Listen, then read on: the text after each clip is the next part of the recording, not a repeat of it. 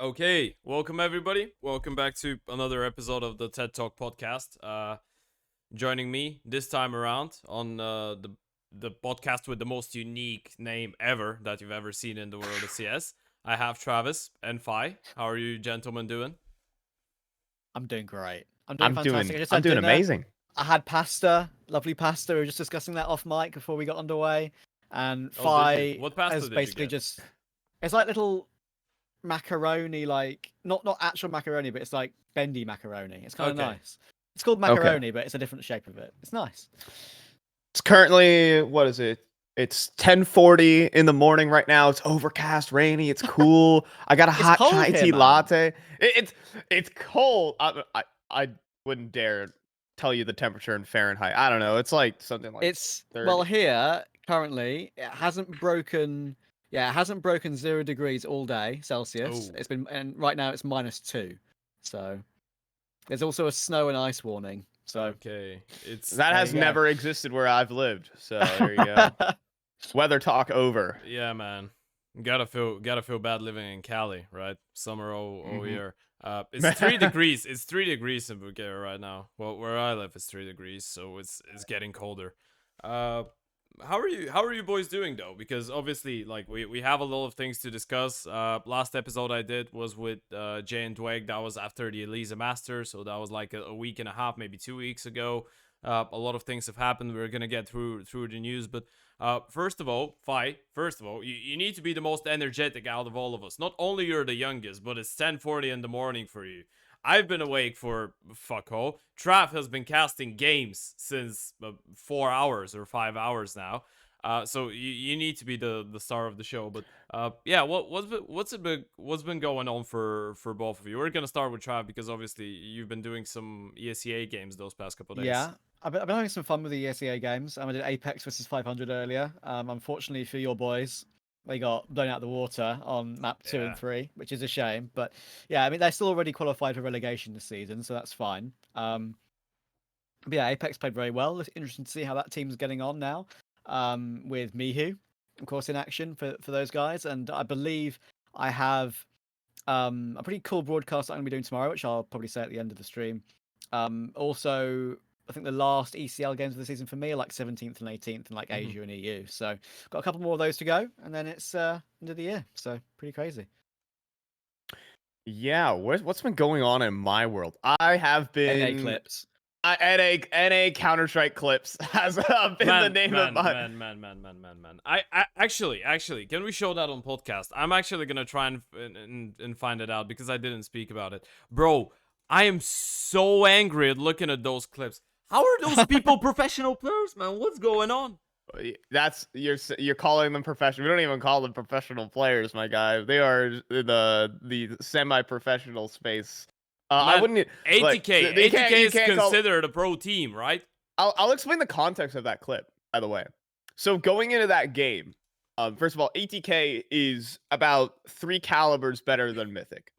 Okay. Let's just like put that out there Okay. as a fact. All right. Okay, I'm just gonna play the clip with no sound as you're speaking about it, so people can see what's going. Okay. Yeah. What's it all about? So this clip went viral. Some of you guys may have seen it. Some of you guys might have not. Some of you guys may have laughed. I don't know. But 80k are about 3 calibers higher of a team than Team Mythic. And going into this game, 80k had one last ride with kind of their like dream roster. Everyone on this team are like good friends. Everyone on this team like are like personality wise, this team glues together.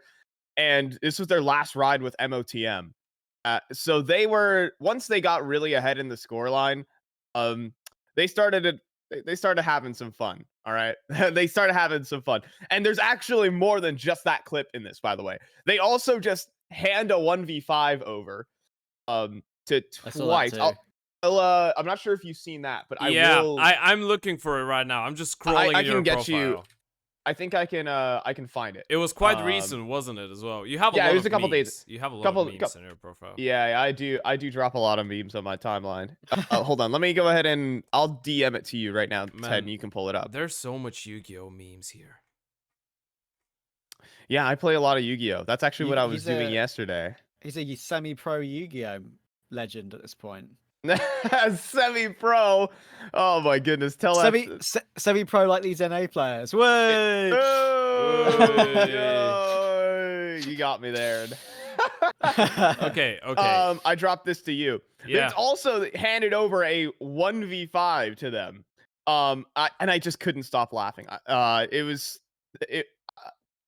everything leading up to that point. There was also just another stupid clip where a guy just got knifed in Palace during a full eco round. Of the opera. I just could played not that possibly- already. I played that. Like No, 30 seconds ago. no. That's the ATK game. We're talking yeah, about. I the remember second the one. one you sent it to me. Yeah, I remember what clip you're speaking about. Man, That's there's so so funny, many. We 'cause- can't go through all of them. Yeah. That was the night I was actually subbed in to cast Elisa. Like I casted that clip of. I've casted like some horrible NA clips, and then that night I was playing Overwatch with my friends, and then I ended up casting with Ted, and that's how we met, and that's actually how I've kind of ended up on this broadcast one way or the other. Well, so yeah, it goes full circle. On that, by the way, I want to emphasize on one way or the other because you were meant to be here with Jay and Dweg, and I want you to explain to everybody else what happened that day, please. Oh boy, I set 3 alarms that day, and I believe the podcast was starting at around 8 a.m. my time. And I go bang, sleep through 1, bang, sleep through 2, bang, sleep through 3, and then it's 10:30 in the morning, and I'm like, we'll keep it. We'll keep it. PG, Yeah, right? well, basically, it was me, Dweg, and Jay just here, and we waited for like You guys were 20 just minutes vibing. or so. We were just waiting for like 20 minutes. We were like, yeah, Fi's gonna show up. And then I remember, oh, he actually lives in Cali. I just Googled what's the time in Cali. It's like 8 a.m. And I'm like, I'm 100% he no. slept over it. And then Yeah. we do the podcast, and like 10 minutes before the end of it, because it was like a 2.5-hour episode. It was really long, but like 10 minutes before the end of it, Fi just messages me. He's like, I overslept. Well, I did today, guys. I didn't today. You actually picked it like at a good enough time where I could get my dreamy, like I'm on Christmas break sleep. Yeah. So that kind of stuff, and then I could still show up and talk Counter-Strike. So thank you so There you much, go. Ted Well, and Trav, for it's actually a young because of NA Trav. my brother. fault. It's because It's, of Trav. this- Yeah. it's all my doing Yeah. because I wanted to do the Apex 500 game, Yeah. right? So that we would have done it at 2 p.m. otherwise, my time, which is like what 6 hours ago. So, or 4 hours ago.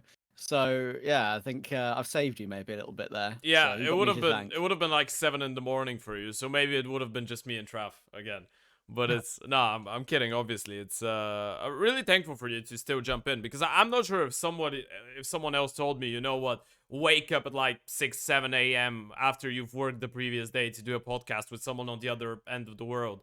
It would be tough for me as well. So I appreciate it. That's nice for No, you. appreciate it. Thank you. Yeah, but speaking about those crazy clips, because obviously this is the first thing that I actually wanted us to speak about, and first thing I have on the list before we get into the news, because you're actually the first guest on the podcast that's not from Europe. You're the first NA guest on the podcast, and I really wanted to have this conversation going on between how it is to start casting in EU compared to how it is to start casting in NA, because we're pretty much like the three of us are pretty much on the same level. Myself and Trav obviously had. Even though he's native English and Bulgarian, so our stories might differ in a way, but we still started casting in the same environment and pretty much in the same way, basically. Whereas we played some of the clips. You gotta watch this type of CS all day long, which might not be as easy, and you gotta do a couple things on the side. So really wanted to hear your perspective on the first thing I have wrote it down actually is time zones. And when did you decide that you actually want to work in with EU CS only, and have you had that moment of, okay, I really think that I can't go off only on the back of casting NACS? Have you had doubts in that? Yeah, I won't lie. Yeah, I might have had some doubts on on the NA scene as a whole, but growing up in the space, I think I was a little bit luckier than others on how I started. I think I took a similar route to like Travis. Travis was grinding ESEA games a lot. I don't want to take his whole story away from him because I might know a thing or two, but it more or less started because a lot of people just want to. I'm not advocating to not get paid, but the beginning of casting is you just have to cast games. tell you exactly how I got my start, and you can take your takeaways from this. But there were the ESEA Cash Cup games that were going down in late 2020. And for some reason they gifted me an HLTV stream key because I was doing ESL IEM Beijing Open qualifiers. And back then they were running them like very organized. Remember that? Yeah. And so they were running them very organized. So they just gave everyone HLTV stream keys. And so this was probably about 2 months into my casting career, but I saw they were like some good tier 2 NA games, like Triumph versus Yeah Gaming, was actually the game Legendary. that I was casting with the legendary Dumao, RCF, Fascine, like a Brazilian American mix, taking on Triumph with, Cooper. Actually, that was Triumph with Junior Curry? I think it was with Junior, yeah. Yeah, it was with Junior and Curry and those guys. And this was at it was like the Dust 2 FPL Cup. Mm-hmm. And no one was casting it. I'm like, you know what? I'm just gonna throw up my OBS. I've put zero effort. I didn't even have a webcam at this point. And in fact, I was casting on like a little what is it? Like a call center headphone mic. Like I'm not even lying. Like I was casting it on that. But that's how like I got my start. Like a couple community figures said, "Hey man, you did an excellent job casting. Keep it up, Bucko." Thanks, Brian. You idiot. That was Brian. Brian CS told me that. Have to leak that. Wow, Brian being nice. Shock horror. Brian actually was nice nice once in his life. I think I'm a little bit off with the meme. So he's a guy of banter, isn't he? Yeah, he's a Twitter lad. Twitter lad. He's definitely a Twitter lad. But he like that kind of pushed me forward. By the way. Like he was the Bad News Bears social media. Yeah. Bad News Bears social media manager. Oh, I know him. He's hilarious actually. He posts a lot of Cooper videos, doesn't he? Yeah, these days. But the thing is I think back then, how I got my start, there were a lot of good, like quality games that were actually on the market. That particular game got me started, but there were like Extra Salt was running around. I was like specifically casting a lot of Triumph. I got a lot of help from those guys. Shout out to them. But I was very fortunate as well. But you got to start doing it in the first place. I wasn't really getting paid too much for it. So, but I think the most important thing is you just got to start doing it. And there were opportunities, and there still very much are opportunities to get started casting. Mm-hmm. Well, I guess it's a good moment to kind of get emphasize on Trav's story. Obviously, you spoke about it a little bit the other day. Actually, myself, Trav, and Jay went through our backgrounds and how we got into casting. That was on Jay's stream though, so we can get over it once again. I think I've spoken about my story on the show already, so I'm not gonna get in depth with it. But Trav, you can you can give us a talk about it, a short one, so we can kind of compare it, because I guess eventually we're gonna get into that part where Fi decided, you know what, it's normal to start casting without getting paid enough, but I need to start casting good CS as well. Well, I mean, yeah, you can't expect to go into open IP games and be like, "Hey, I might be the only one doing this. Can you give me money for this?" Like, even if you're a streamer, like, asking for money is dumb, right? So, like, it's just a kindness sort of thing. And as I said, I started in ESEA Advanced, sort of. I think it was early 2020. I reckon I was doing my friends. They were playing in EU for a Dutch team. Sort of a group of Dutch players, and sort of ESL Benelux finals was in the first time I think I got my stream on HLTV, like Fly is mentioning. And then you just find the opportunities, and the opportunities are found, as I mentioned in this nice little ESEA video that I did with ESL. They asked me for my casting background or whatever, and I gave it to them, and we did a little piece to camera for their Twitter account, which was pretty cool. Yeah, just mentioning stuff that there are still opportunities there. Like ESEA Advanced, especially in EU, has tons of quality teams, tons of opportunity to have a broadcast. Again, Fi mentioned luck in the sense of, 1, I have time. 2, I have the HLTV perms. So that's already a great start, because you get to get viewership and get noticed. So don't get me wrong, there's a certain level to there.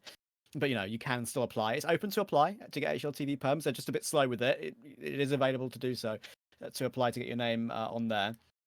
But yeah, I mean, you can ask teams to cast their games. But yeah, for me personally, I was just doing a lot of my friends' matches. Then we move on. We get to even higher level, perhaps you could say, with these qualifiers that come in. That obviously some of the ESEA qualifiers that are run on ESEA, I should say. For big events like Dallas, even their open qualifiers, open Go TV, even stuff like that. And of course, Fi actually, I mean, we had quite a fun time together doing Cash Cup streams right into the early hours of the morning for me. I think some of them ended at like 4 a.m. or something ridiculous. And that's when we were casting together a little bit early days. And that sort of all translates now into eventually getting noticed. First ESL, the one I did was like a South American qualifier for a DreamHack, like a couple of years ago now. So it's just those bits and pieces where you get an in somewhere, and if you can keep yourself in that in. Now it's a terrible way to analyze it, but yeah, you've really got a good shot. And if you keep getting good responses and good feedback, like Fi said, from people saying, "Hey, you're doing pretty well," like, even just from some random in Twitch chat, gives you the confidence, gives you the motivation to keep doing it more and more.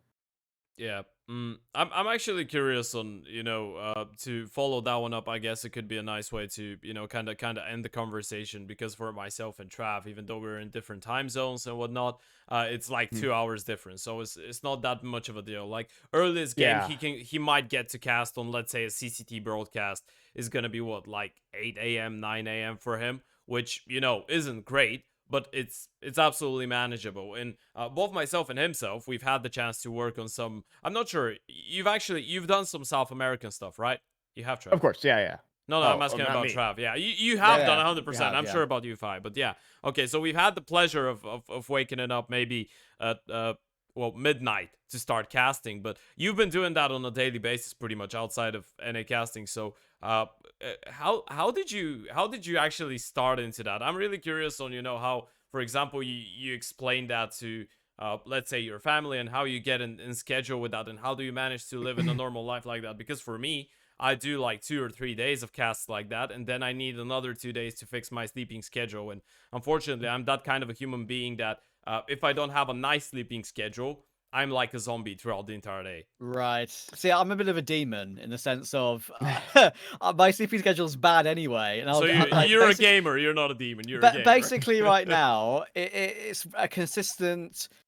If I'm not doing a game, for example, it's a consistent get to sleep by about 3 a.m. I'll be in bed by like 2, but I'll obviously, everyone's on their phone. So I'll finally get to sleep by 3.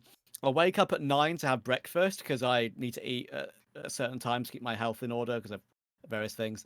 And then I'll just nap again till like 12, which is like then an hour till lunchtime. So again, I have the ability to do that because I'm very grateful. Still live at home with my parents. My parents are very understanding of this is a passion and a work and a job, literally, to sort of take me forward in the next stages of my life. So they're very accepting of that. And I know that some people, I think Freddie, for example, right?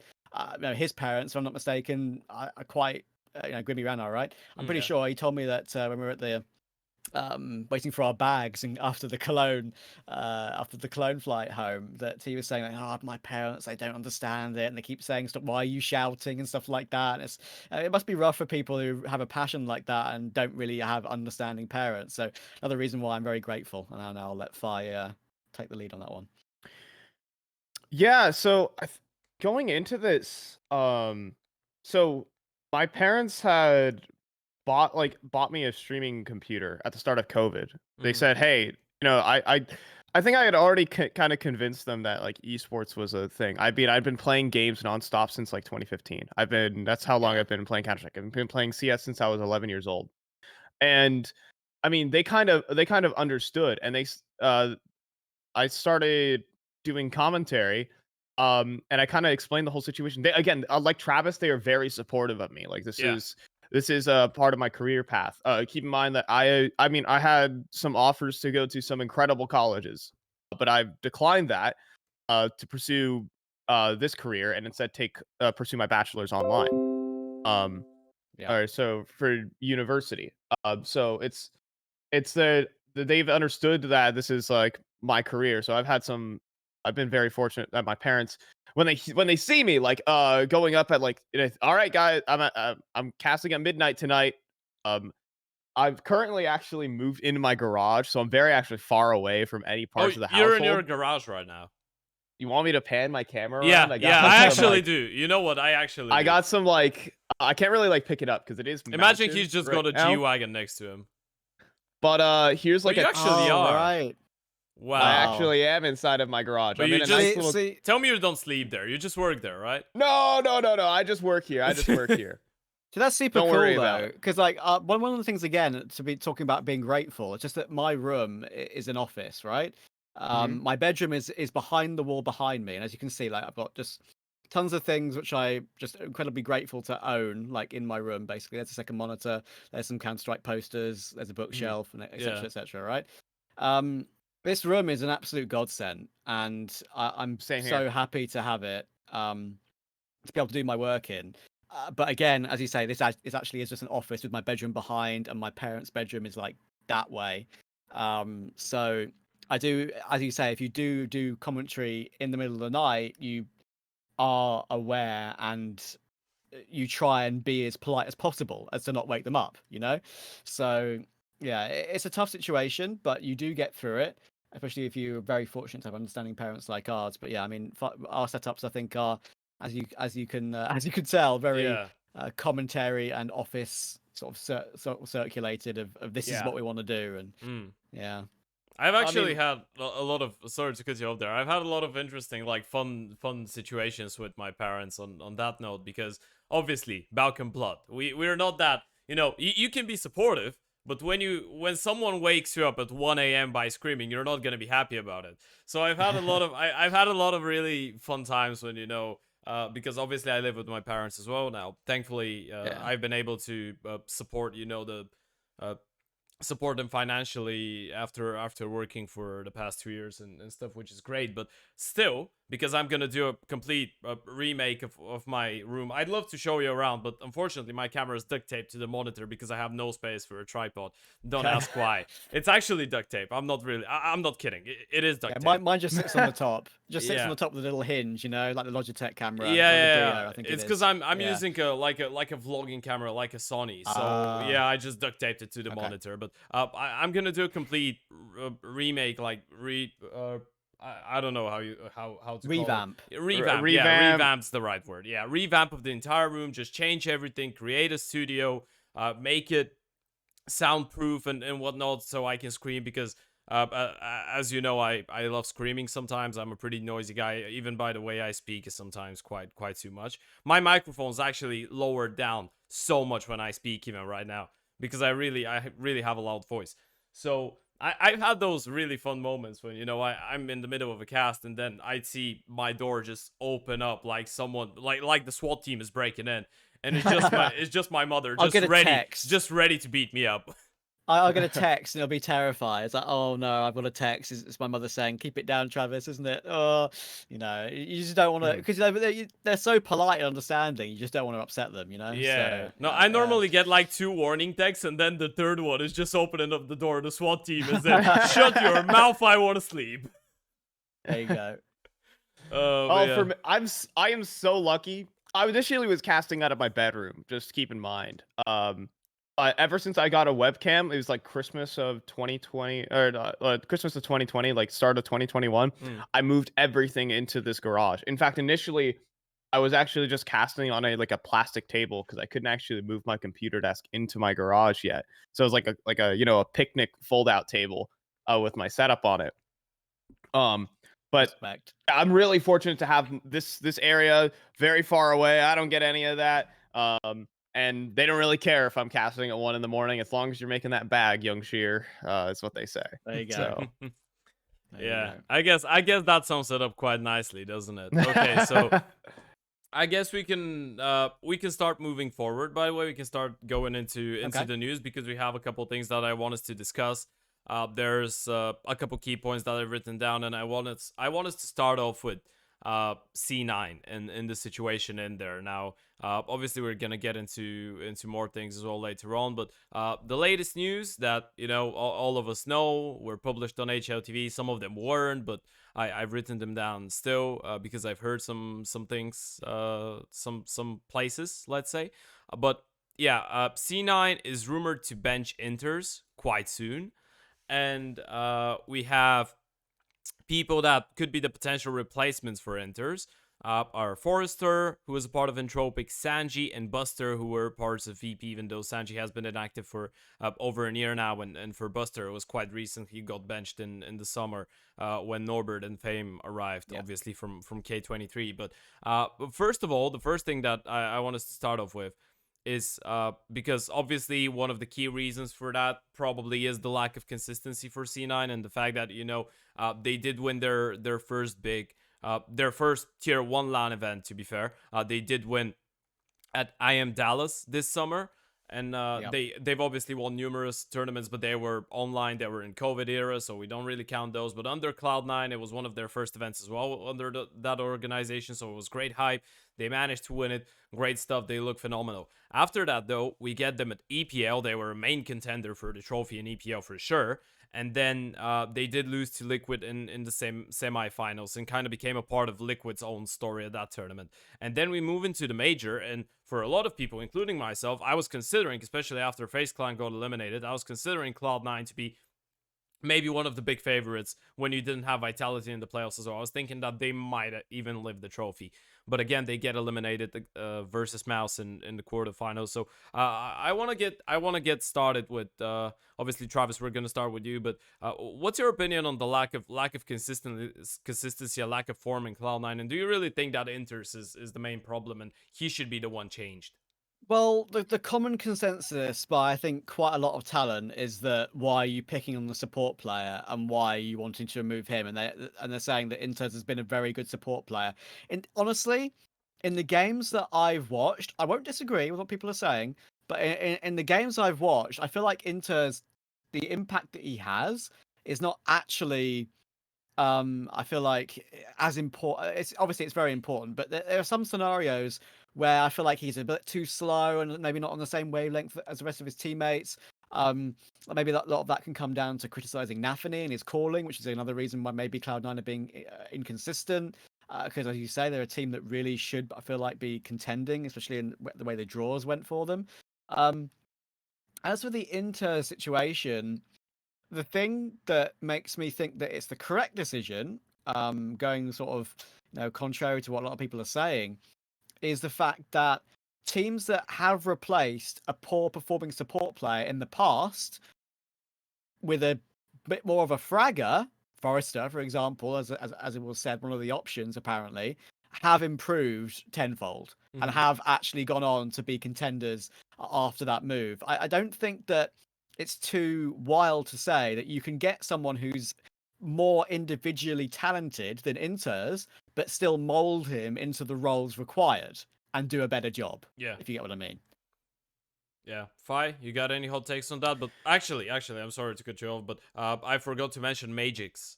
Magix's name from Team Spirit, because I heard some things for him as well, and he's not like the definite support player as interz is. Like, he's still kind of supportive, but you know, he's a little bit more known for his individual skills, so this one might be on the table as well. But yeah, Fi, you can go on. Yeah, okay. And I've argued in this that it's the system that's actually the issue here. While I do think this lineup of 5 or maybe 6, if you want to include the coach, it is peaked already. Yeah. I don't think there's any going back to them being. They were number 1 in the world for a little bit during the COVID era. I believe underneath so. Gambit. I think they have. I think they have. Yeah.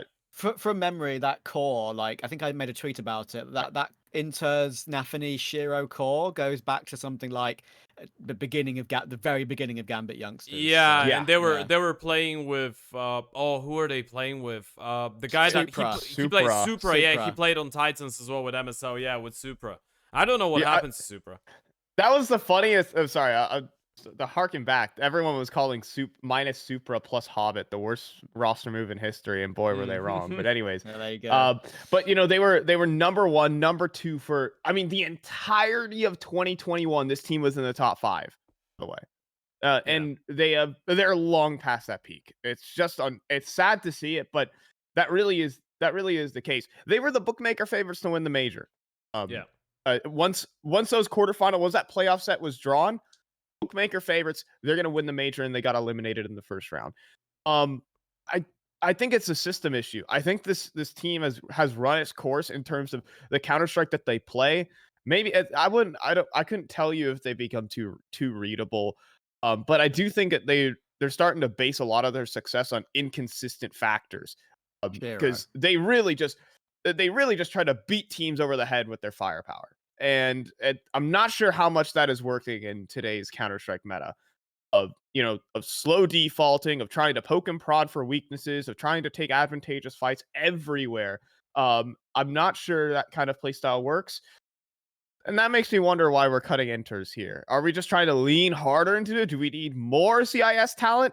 I don't think interz was the issue in this team, considering he had to take so many hits. He's like the Sanji version of Outsiders. But as you said, Travis, when Outsiders booted Sanji, they became somewhat better. they lost Yakinda and they won the fucking major. Who'd have fucking thought that? Like, come on, like, it's unbelievable. That's James. It's just the system, right? I mean, it's a system that's unreal. The kind of system that he's created. It's pretty much like it's basically, well, it's not the same system as Cloud9 have, but it's pretty similar. Those two teams are the perfect example of, the percentage play system and all of that. But James takes it to another level, right? His entire game plan is so calculated around them just not running out of money all the time. But we're not here to speak about him yet, because obviously we're going to get into the Blast finals and all of that. But yeah, there's a couple good examples on that, I believe, on, players, just support players getting removed, and then you bring up a guy that can bring a little bit more firepower into the lineup. But I think that interz doesn't have a problem with firepower, to be fair. And we've had especially, this is something I noted down, and I wanted to make a point about during IM Dallas. And at some point in 2022, they started changing interz's positions on the CT side. I'm not sure if you guys actually noticed that, but I noticed, first thing I noticed was Inferno. I just play a random game. I'm not sure what tournament it was. And then I see interz.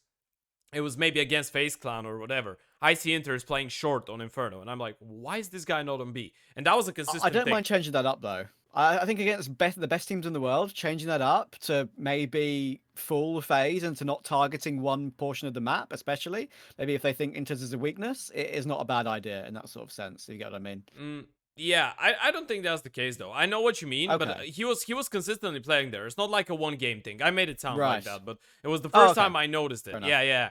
For a couple weeks, maybe a couple months, he was playing some better position CT side, and then they switch him back to playing B, and then they start changing that up more and more with time. So I was there scratching my head, being like, whenever you put this guy into those nice positions, because short is maybe arguably one of the best positions to have a good statistic and a lot of impact, maybe after the rotation player on Inferno CT side. When you put this guy on short, he was actually putting on some good numbers. I mean, you look at their run at IM Dallas, he was one of their highest rated players at that tournament, and a lot of people were saying, Winters is a goat, he's so good, blah blah blah blah blah. And then I think that all of the criticism that fell on the shoulders of Nafany before the major, because you heard a lot of people speaking about, okay, if you gotta change somebody on Cloud9, you can't remove Schier because he's a top 3 oper. You can't remove Axao because he's a top 5 rifler. You can't remove Hobbit because he's the only reason that they're still getting away with some close games on a high level. And you can't remove interz because he's a gold support player. And everyone was pointing fingers at Nafany. But then after the major, after a couple more weeks, we get information that interz is going to be the one to get cut out. And that's actually really awkward to me. And even though I feel like Magix, for example, could be an upgrade, because sometimes you just kind of need to refresh things, he might not necessarily be the problem, but things might work out better for them with another player. It's still really awkward for me. The fact that, you just change that guy. Obviously, we're not inside of the team, so we don't know. There might be some other problems with, communication and whatnot and mentality and stuff like that in big games. They might want someone that's a bit more calm in tough situations. But for me, I'm an interz fanboy. So for me, it's a tough pill to swallow, personally. I like some. Yeah, don't get me wrong. I'm actually hugely supportive of support players in general. Like, I mean, I play B. I play B on like every map, but I play CS. So like, I understand the struggle. But as I said, I'm on the fence of I agree that it's not the right decision. Yeah. But also, a change could be what revitalizes this core and Mhm. pushes them through to a big tier 1 of S tier event victory. Because as I Yeah. said, that's been around since beginning of Gambit Youngsters. The Hobbit one's been around for I think over 2 years now. So yeah, a change sometimes isn't necessarily a bad thing if things aren't just clicking into place at the business end of big tournaments. I mean, why wouldn't you start this with a coach move? Is my thing. You know I what? understand. I understand Yeah. that Groove is like basically the godfather of this team. And the Yeah. manager. No, Not the he's, manager. And the he's- manager. He's the godfather of a lot of coaches and analysts around the world. Like this guy's anti-strats and this guy's read on rotations are fucking massive. Like he's one of the But best. if you need a refresher, do you break the lineup that we know what the peak is, and do we break that, or do we change up the system and use the same pieces? That's that. I'm just playing devil advocate here. I'm not saying anything, but this is normally the first step that teams take when it comes to breaking a long-standing chemistry is by changing the coach. Does that switch anything up? All right, you test pieces, right? You test pieces to see which is good, which one works, right? You test different elements. And it's like, okay, I mean, the EG method is how about we bring everyone else back we kicked and then try that again. But you see, the deal is you want to try out different combinations because this works. You have good pieces. You don't want to throw them out. I'm kind of against that interz move just now. I'm more of someone who maybe we move the coach. Maybe he can still manage the team, but maybe we bring in a new idea. Mm-hmm. That's an interesting perspective, to be fair. I haven't really thought about it. I think if I was, obviously, there's something I like saying. That's why we're the casters, because we're, we can Of course speak our minds out and whatnot, but we don't know what's happening in the team. But me myself, I really think that Groove is a really essential part of their success, and I really don't think that they're gonna be as good. I don't think they're gonna be nearly as good as they are right now with him, because he is, especially with their style of CS. I think he's perfect with that slow approach to the game, a lot of last second rotations, a lot of last second decision makings and stuff like that. Because Groove is the guy that has arguably I'd say that he is maybe the coach with the best rotation reads in the entire world. So for a team that plays so slowly, to be able to actually understand how enemy teams' rotations and reactions work, especially when you're on the T side and your opponent's on the CT side, that's what makes the difference. And I feel like without him, their playstyle isn't going to be as good. So I really think that Groove has a place in the team. Although, in the meantime, I can see your point, and I can see that, you look at 5 players that individually look absolutely phenomenal, and it's not like a FaZe Clan phenomenal-ish style. It's like all 5 of them are great at what they do and their role, so it could be really tough to decide which one to remove when a change is needed. Yeah, I would agree with that. It's tough. Yeah. A tough one to call, and I think, honestly, I just want to see this team have success, to be honest. So whatever it takes for them to win, like maybe a Kato, something like that, maybe a Cologne, maybe a Pro League, I want to see them choose that, because I think they deserve more than just a Dallas after what they've done in the last 3 years. Yeah. The funniest thing about this team is that they're not too young anymore. I mean, they were all 18, 19 when they first burst onto the scene, but now, I mean, it feels weird saying this, but they're in their freaking 20s now, guys. Like they're actually like in what some people would consider like the middle of a player's Counter-Strike career. Oh, come on. 5 makes me think that I'm so old, man. I'm 21 and he's like, they're in their 20s, guys. Man. They're in their 20s, guys. 26. Basically one feet. Man's here in the middle. Yeah, 1 foot 26 years old. 1 foot in the graveyard already, man. You're about to go down. But what I am The saying balding is and like everything. Yeah, man. we Let's need not to speak about hairlines, please. we can't really treat these players as prodigies anymore. I think it's just No, prodigies, the one way to course, say. Yeah. Yeah, they're no longer the same prodigies. They are at a different They are point in their world-class careers. players, right? I mean, you don't look at them as like, let's say, a Mouse NXT right now. I guess it could be the nice example, like the equivalent of that, what they used to be a couple years ago. But yeah, they are big names. So You know, we're gonna play Fantasy Manager a little bit later on, but Okay. just to put it out there, let's say that, you know, interz is getting removed, so we can end on that note. But interz is getting removed. You gotta choose between Forrester, Sanji, Buster, and Magix. Trav, who do you go for, and why? Forrester, because he's the only one left on Entropic, and I feel bad for him. Well, you know what? That means that he's the only one that's still getting paid. Well, there you go. I mean, I'll go ahead and put it to I like Magix. Yeah. I mean, if they want to keep the same system, Magix is like the man. All right, Magix is just another player to just beat the teams over the head with his firepower. He's the one of the players who has the highest peaks out of any CIS rifler right now. I think he would fit wonderfully into this lineup.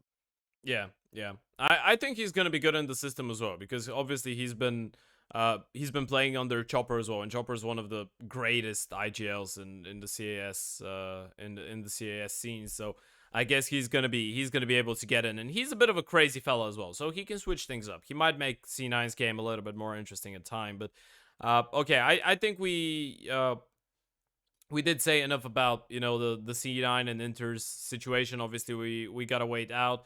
Unfortunately, they're not gonna be playing at the Blast World Finals, so chances are they've played their last tournament of the year, and from that point on, it's just trialing out people and, you know, deciding who they want to play with in the next season. But moving forward, we have another team that is not going to participate in the Blast Finals, but has some interesting news around. And we're going to speak about Astralis. The first time that anyone's going to speak about Astralis on a podcast for the past 2 years. Yeah, you got it right, folks. Exclusively on the TED Talk podcast. And obviously, we got to start it off with Device return. They signed him back like a month ago. He didn't play at the Elisa Masters Expo 2022 because he wasn't feeling ready or whatever, you know. Didn't give a specific reason, I believe. But they played with Christo. But he was back for the CCT North Europe. And, you know, back on, you know, the previous episode of the podcast, I actually had a talk with Jay and Dweg about it. And myself and Dweg actually shared the opinion that they don't want to let Device fail against teams that should be below the level of Astralis. And they don't want to let people see that Astralis can fail against those teams when they've signed Device and they have that big hype. But guess what? They got eliminated by Heat in the CCT.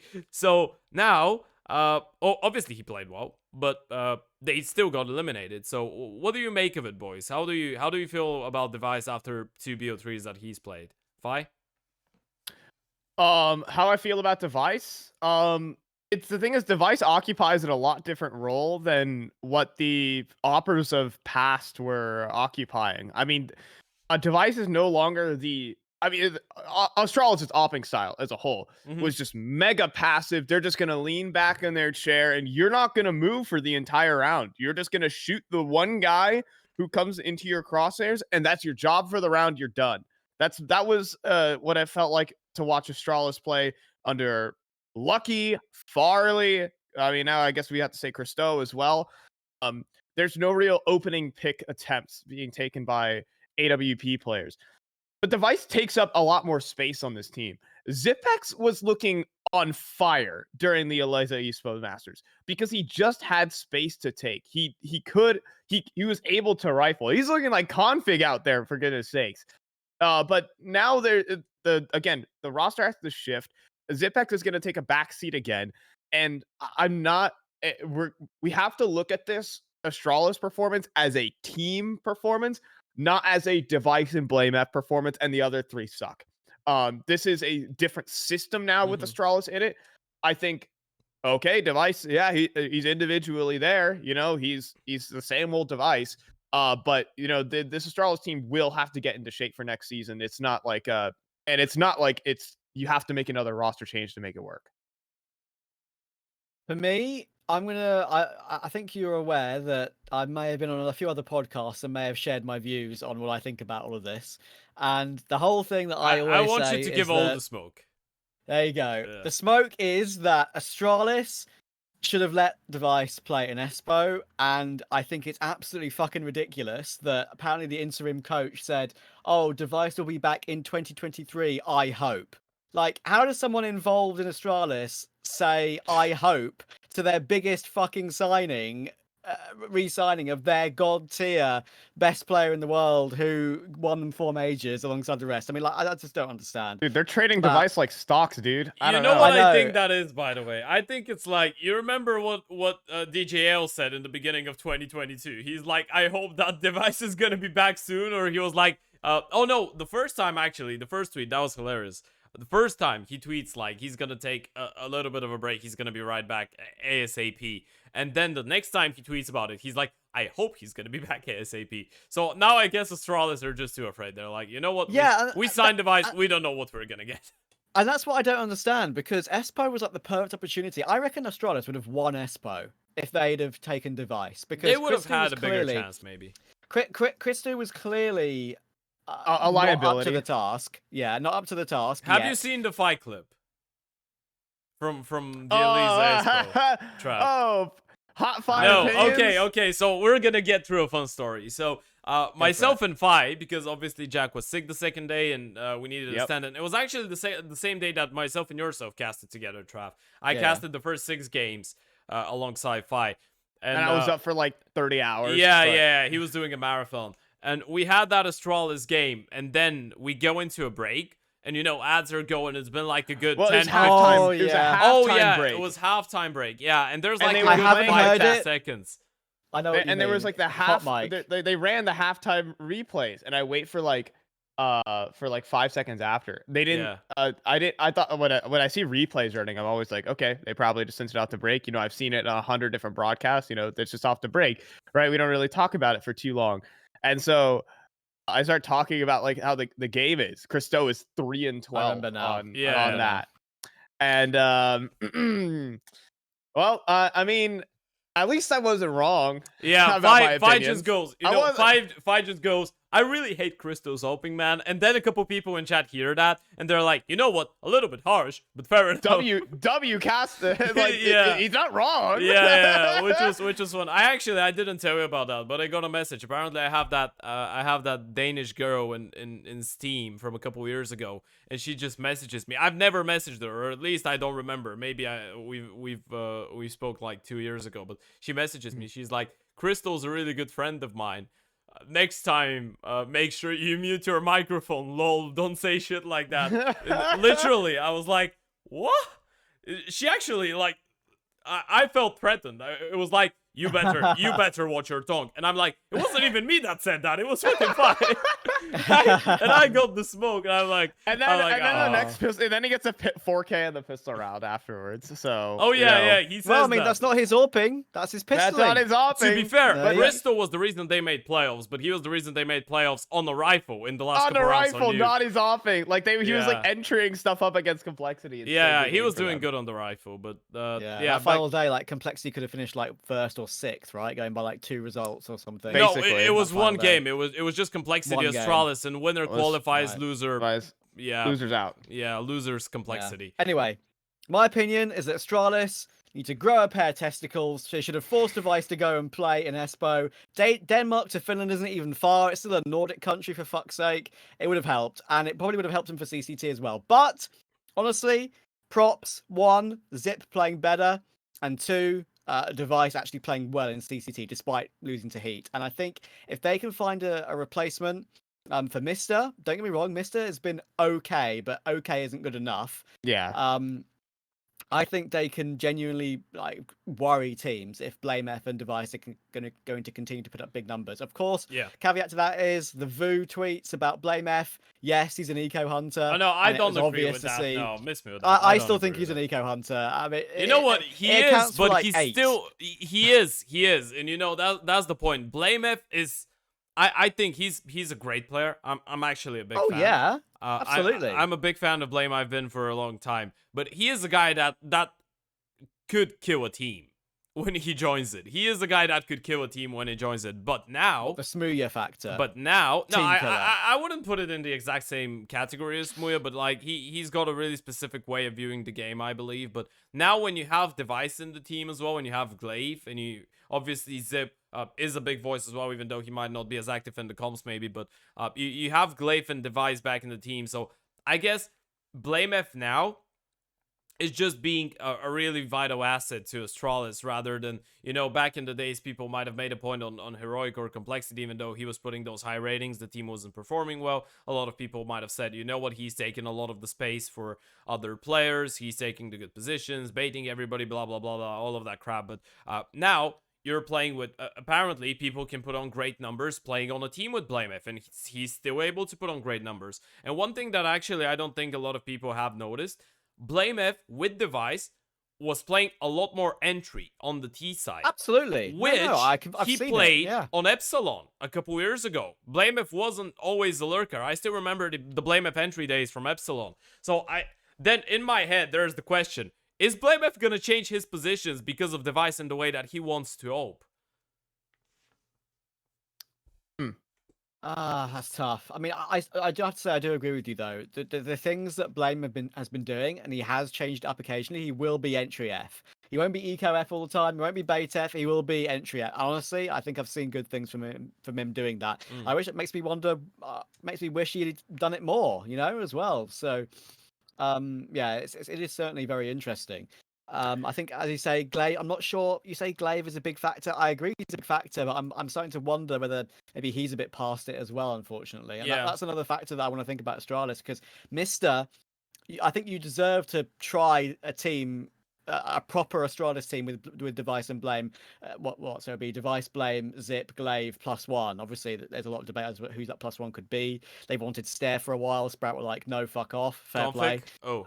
K0nfig. Oh, like if k0nfig was on this team, honestly, I think it would be an absolute delight. But now that ship is unfortunately sailed. So Astralis once again have put themselves in the situation where it's not a good look, and they have options, sure, but options that want to say yes. You know, that teams that some players these days will look at Astralis and say it's a poison chalice. Well, I would not go anywhere near that team, considering what's happened to Farley, Bubsky, all these players that have come and gone. You know, so yeah, it's a rough one. But I think there's promise there. Just I don't want to see Zip and Glaive hold them back. That's all. What I mean, I've always seen Blame F as a bit of an aggressive lurk rather than an entry. Yeah. He's okay, and I'm saying that as he uses his team to get opening kills.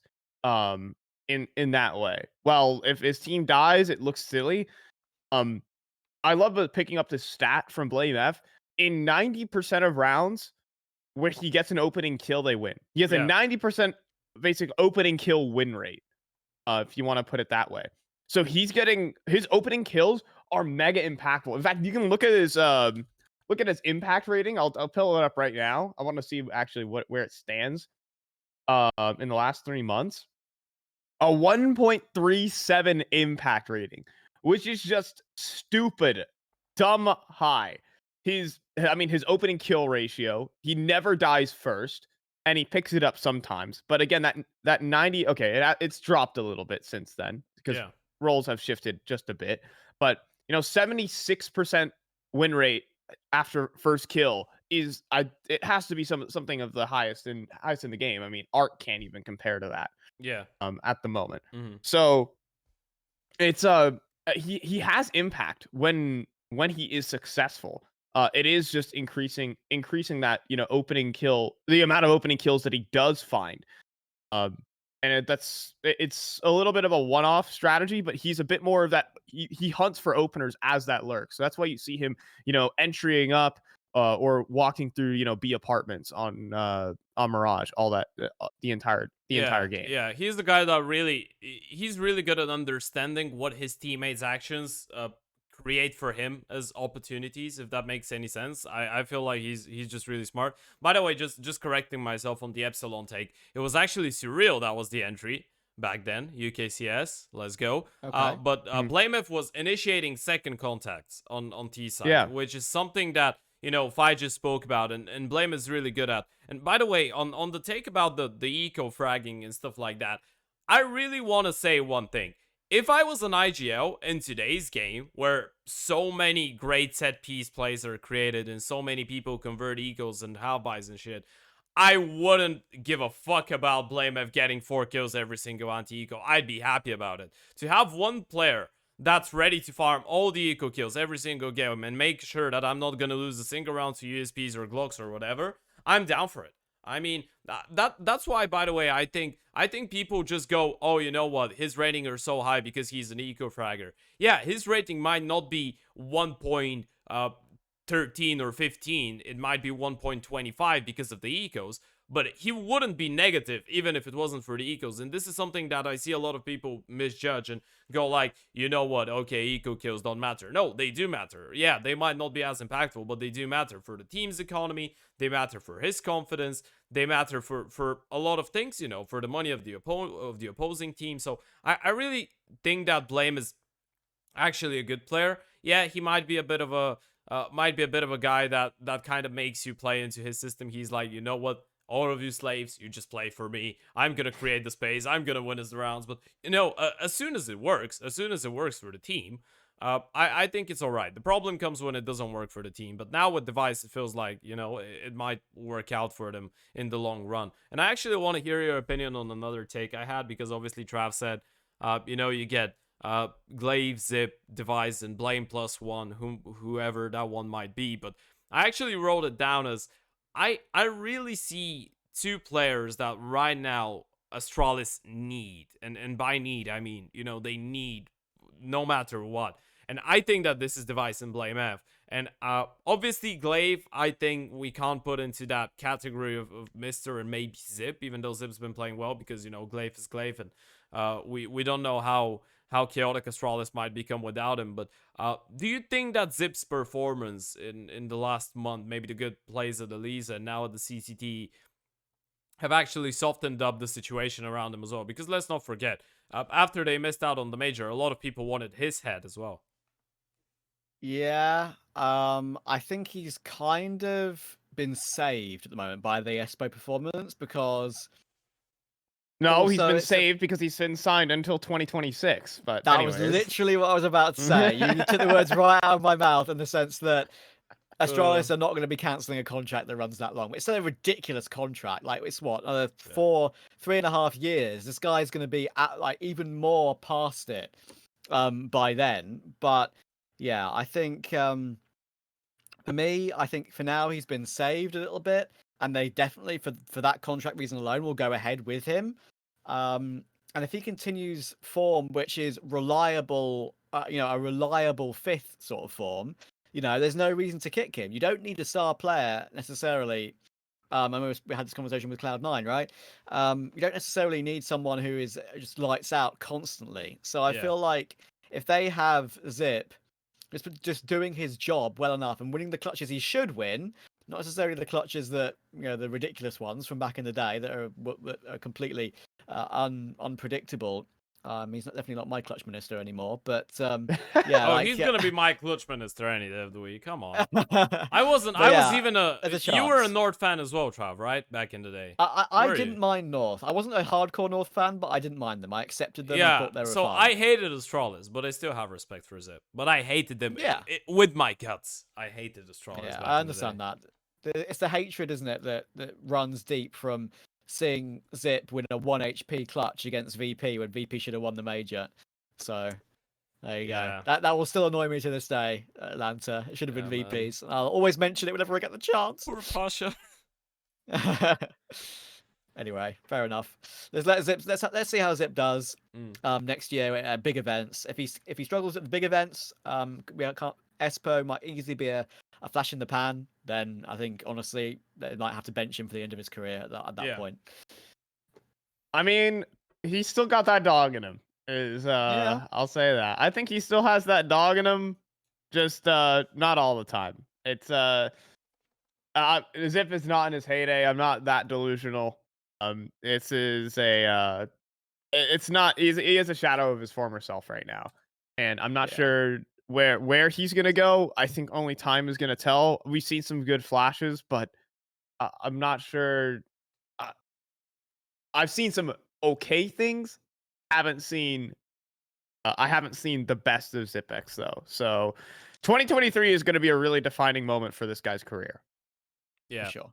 I mean, to be fair, over at the CCT, obviously they did lose the they did lose to Heat. I had the pleasure of casting this game. I couldn't tell you what went wrong for Astralis. I really have no idea. Afro just decided that he's gonna win the series pretty much, and I'm not sure how that one ended. I think like 15 rounds into the game, or maybe a little bit more, Blame and Device were already combining for like 50 or 60 kills or whatever. It was absolutely crazy. Like, and they still lost 2-0, and that was on map 1. That was on Dust. But yeah, them not being able to make it through in the CCT, I feel like it's a bit of a disappointment again, because obviously, yeah, okay, you did lose a Dialysa, but you still made playoffs. You still made, you know, you won one BO3 in playoffs. You actually made it into the semis, which when you look at all the things around the team, and you know the fact that they were playing with Crystal, they were playing with Mister, it's actually not that bad. You know, you simply had just one Blame F, and that was about it. And then Zip had some flashes, and you know, obviously, Crystal's been, or rather Mister's been doing an alright job, but surely not ready for this level of CS. I believe if they want to be a title contender. But he's okay. Yeah, he deserves a shot on a different Danish team, whether it's still on the. You know what? I hold him. I hold him higher than a lot of the tier 2 Danish guys. Like I'd say maybe he's around an ecstatic Copenhagen Flames level. I think he could be really good at. That's fair. That is fair. I completely agree. Yeah, I think he's a good asset. But what do you make if you're Astralis? What do you think they make out of this tournament right here that we're seeing on our screens? Do you think that they're putting too much thought in it, or it's just like, you know what, they don't care. We had a warm up for Device. We don't really give a fuck, and we're just gonna start grinding for 2023. This is whatever. 2023 is their big focus. Absolutely, it's online Counter-Strike still. They won't be paying attention to online CS unless they're losing qualifiers again. Haha. No. True. Is there another CCT that's going to be running for like North Europe, or? I think that was the last North Europe. There's going to be a South Europe one starting in a couple of days, but I know Central Europe is going on right now. Yeah. So. Yeah, it is. Even though Central Europe has a couple of Danish teams in it, I mean, they could just say. Honestly, the CCT invites, just because they're called South. Yeah, it doesn't. I don't think it's made a difference. No, it doesn't matter. It doesn't. I'm working on. We're working with Giraffa, with like esports Bulgarian stuff for the Bulgarian broadcast and all that. Giraffa are the producers of and the organizers of the South Europe one. And initially, when we were having talks about, you know, broadcasting the entire thing in Bulgarian and all of that, I was like, but Skate, they were still Skate back in the time. I'm like, Skate are gonna be playing in the CCT Central Europe. How are we gonna make that one work? And then the guy from Giraffe just hits me with, you know what, they can play whichever they want for whichever one they get an invite. If they get it to work with the schedule, they can participate. So yeah, that doesn't really make a difference. I think it does for the open qualifiers though, because you have like open qualifiers are restricted to some regions, but then when it comes to invited teams and, you know, playoffs, main stage invites, and close qualifier invites, they can invite pretty much whoever they want. They might as well invite us if we form a team. Yeah, exactly. I think it's sort of called that sort of separate team. That's the only really thing that I think the CCT rebrand was a bit of a mistake with that. Because it can be confusing for some people who are just joining the broadcast, saying why is a Danish team in Central Europe and stuff like that. But yeah, it's just a guide to who the early invites are, really. Yeah. And to try and give more upcoming EU teams more opportunities. Yeah, but I think that's enough maybe on the Astralis topic and Device. Obviously, we're gonna have enough time to discuss that in 2023, and you know, we've been speaking about Device and Astralis for a long time now, I believe. So we can move forward to another ex-Astralis player and another person that no one's spoken about in the last couple months, and that one is k0nfig. He's going to be playing at the Blast World Finals with Heroic. Now, obviously, we're going to slowly get into the Blast Finals, and I guess this point could be a nice transition to do so, a nice little stinger, but I want us to actually start from, you know, just focus a little bit more on k0nfig's journey the past month and a half or two, and then slowly get into Blast and what we expect from him there. So starting us off, boys, obviously, for anyone that might know what was going on, I think we had it on the show like even 2 episodes ago.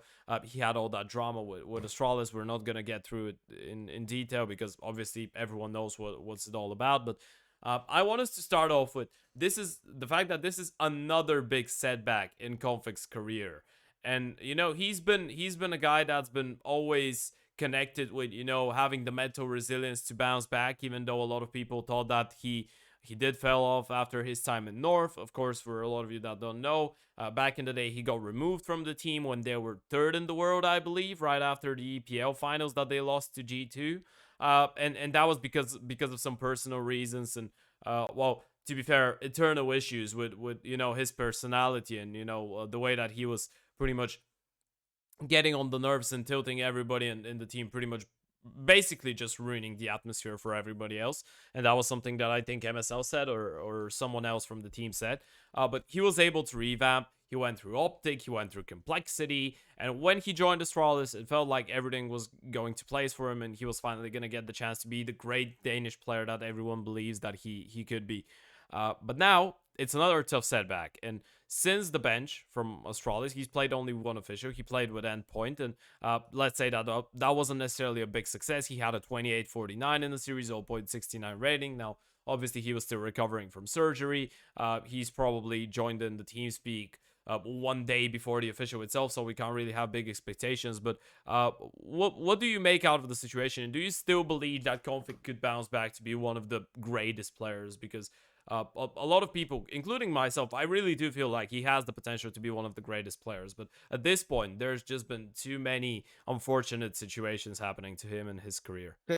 This is absolutely his last chance. There's no shadow of a doubt. I mean, I feel like no organization is going to touch him with a 10-foot limbo pole if he fucks up the next place he really goes, right? Yeah. Like this heroic opportunity is the perfect chance for him not to move to heroic. It's just a stand-in, obviously. There's no rumor at all that he'll ever replace a heroic player permanently. Yeah. But this is a chance to show that he's had. It's not really that long. Everyone, k0nfig was saying, "Oh, I'm going to take some time off to work things out." It's only been like 2 months, if that. 2 months. Not even 2 months since he tweeted. It was like a couple weeks or a month. So it's okay. Don't get me Yeah. wrong. There's a lot of thinking time that can be done in 2 months, especially when you had the injuries that he had. But yeah, like this is almost certainly his final chance, and it can be cast as his fault. Most of it as well, I would say. He knows that himself. It's a time for him to grow. There's that tweet that I made of his tweets, right? I think during the heroic drama that was going on, he tweeted, if this is true, heroic all down in my estimation, with a middle finger emoji and like, oh my god, I hate these guys. And then obviously we fast forward 6 months and he's saying LFG. Thanks so much for the opportunity, heroic. It's funny how things work out, but that's why you gotta restrain yourself from any hot takes, because you never know what's gonna happen in the future. Yeah, inadvertently, k0nfig has been given this what could be classed as final opportunity from heroic, and I honestly, whatever you think about him, I know some people will say that he's a joke and he's a clown and he's gone through and he's had all these chances, but honestly, for what it's worth, I'm not one to support Danish players too much, and if people fuck up, I will criticize them for it. But in this case, I feel like, I mean, he obviously had a traumatic experience at whatever reason he got beat up, right? Let's just finally try and get him successful and content on a team and mentally stable as well, because things just need to go his way, and for people, some luck sometimes needs to go someone's way after so long, and I think maybe finally he's a guy that actually deserves some luck finally, and if he can have a good performance in heroic, that will advertise him to other teams. I'm sure lots of organizations will be weighing up the risk reward of picking him up.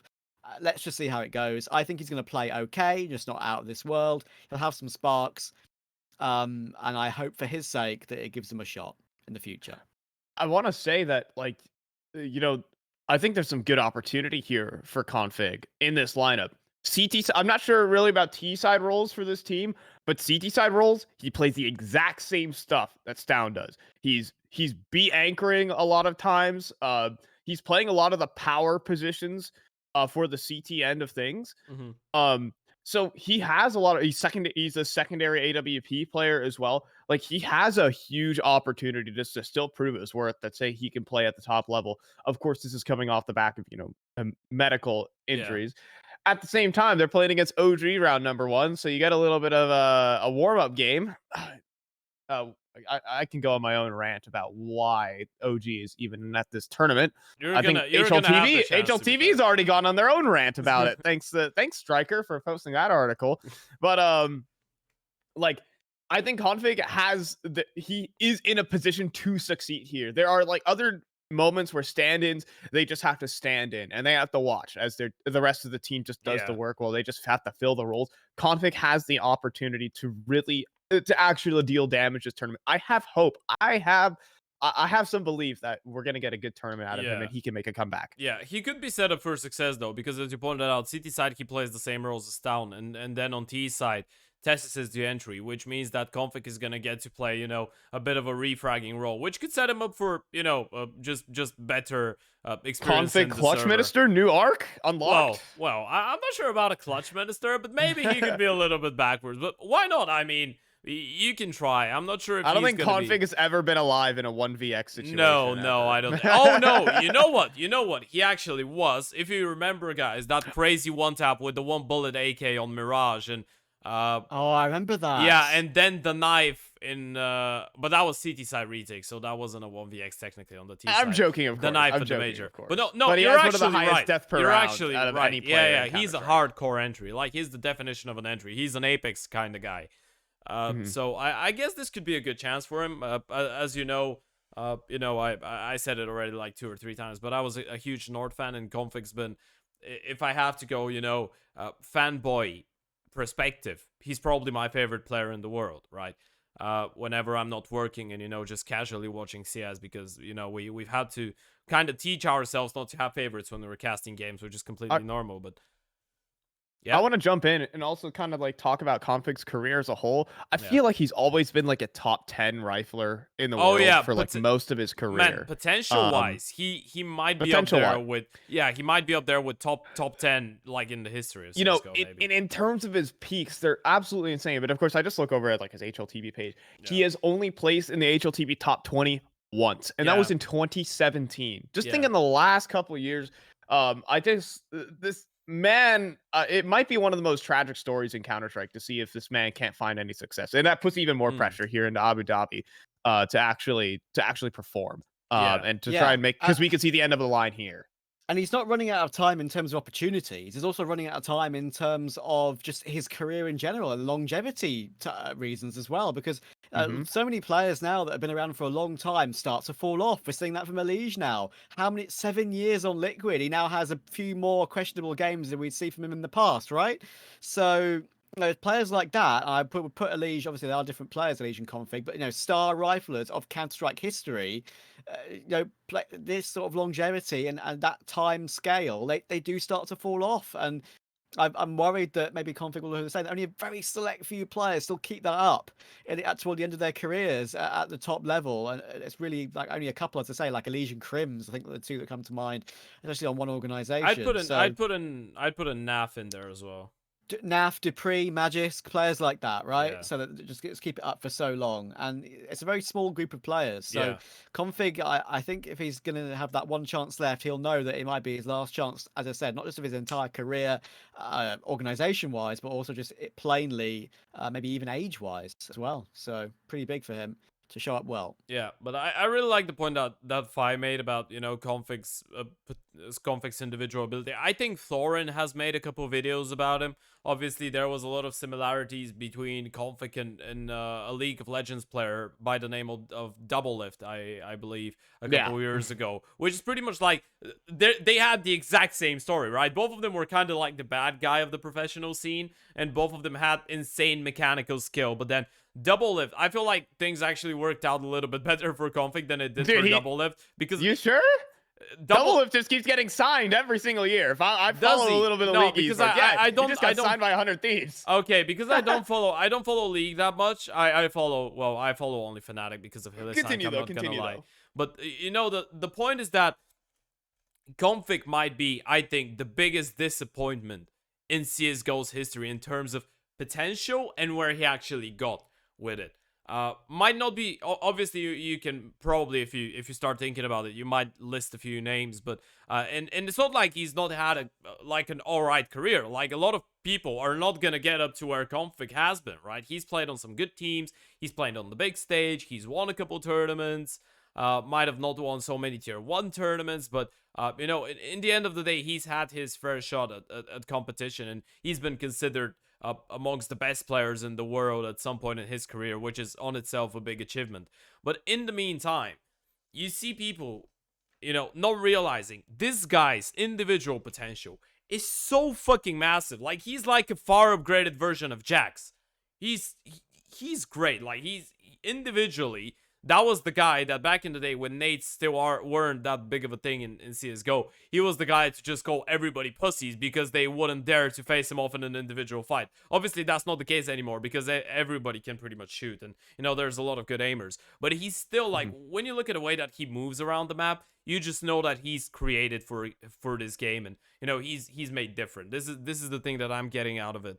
And I really hope that he's gonna get another chance because I still believe that he can turn it around and make it, you know, from kind of like a zero to hero story. But I do agree with Trav on one thing, and this is that if he fails, or rather, not if he fails, because so far I think it's been really like a mix of things that have been happening for him not to succeed. But if he doesn't make it work this last time, if he gets another big shot, I really don't think he's ever going to make it work.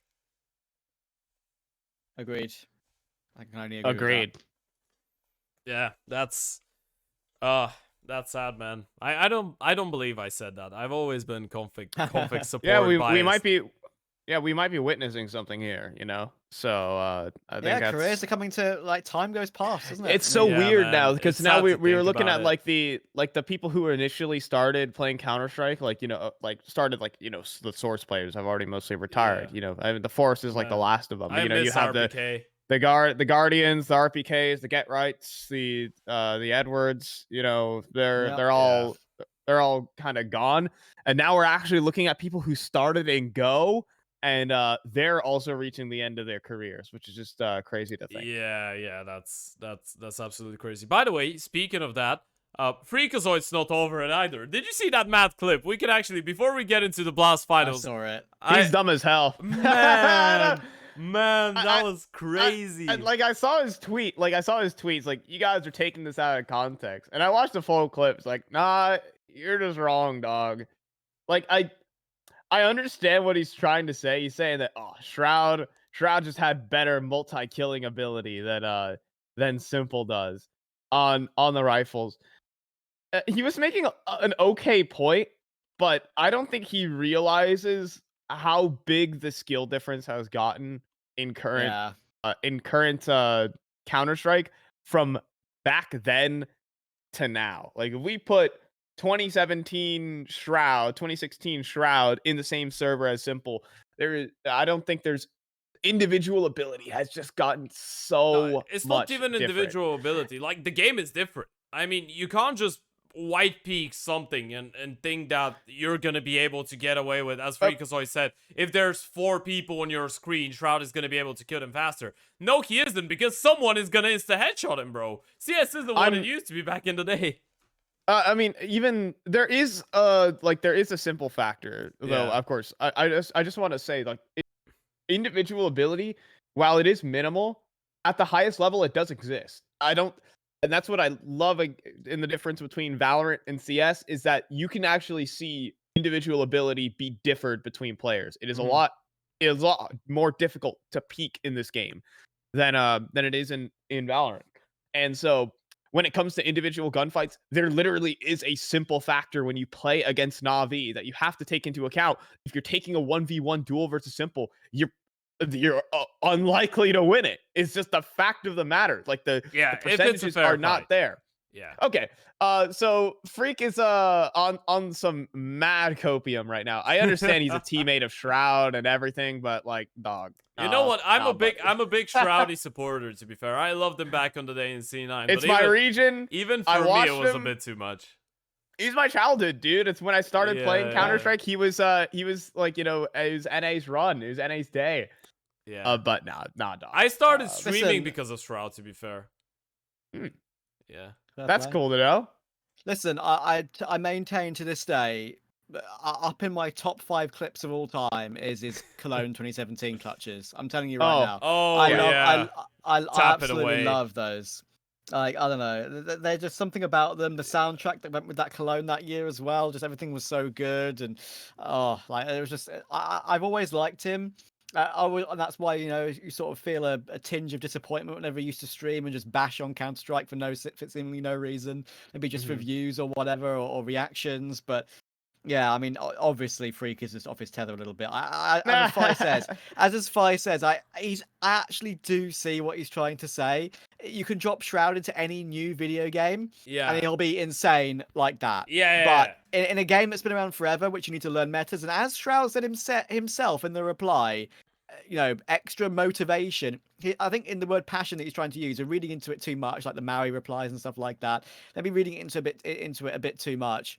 Like I think the passion he just means like Simple had the motivation, he had the determination, he had the passion. I didn't. That's what makes a good pro. Sure, I might have raw skill that is good for shooter games, but yeah, obviously that's not just what Counter-Strike's about. Yeah. So it's a bit of a stretch to say the least. Yeah, I still think that like Prime Shroud, even if he was playing today's game, I still think Simple would have been a little bit better. But I see what he's going on the back of, because I think that Shroud's mechanical ability is crazy, as you said, like overall in video games and stuff. He's maybe one of the best gamers in the world. Like It's so gamer, funny that he gamer was when you able put it to in be there. get signed to a professional team Man, in that was such Valorant a joke. after just That being was a stream. such a joke. Oh, When dude, I it was saw for that. clicks, but they won a series, so that's all that Yeah. matters. I don't Yeah, I mean, believe it's not it. like he absolutely botted out, right? No, Like, no, no, he he did alright. alright. He Bought did out. alright on Sentinel. Did we all watch those? Did we all watch that Yeah, game? yeah, Didn't yeah. we? I literally, and there's one person you want to talk to about Valorant. It's not me. I care as little about Valorant as possibly anything else on the planet.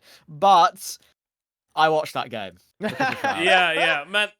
Of course you are. I mean, like, you see Shroudy coming back. He's our boy, He might be playing Valorant, but anyone that's into CS loves Shroud. Might be shitting on our game, but you want to see how the old boy does, Yeah, Like, yeah, absolutely. But maybe we said enough about Freakazoid in his takes. I think that at this point, even though I'm pretty sure that we can all agree that we love Freak and he's a great guy, I think he's in the contest with Ryan Retro for having the most controversial takes in CSGO history. you mean Anthran? Anthran takes. I actually, you know what? Takes are... I haven't been on a podcast with Will. We've had a couple moments in game, but then when it's during a cast, I don't really emphasize on it that much. Anthran takes are... There's something else, dude.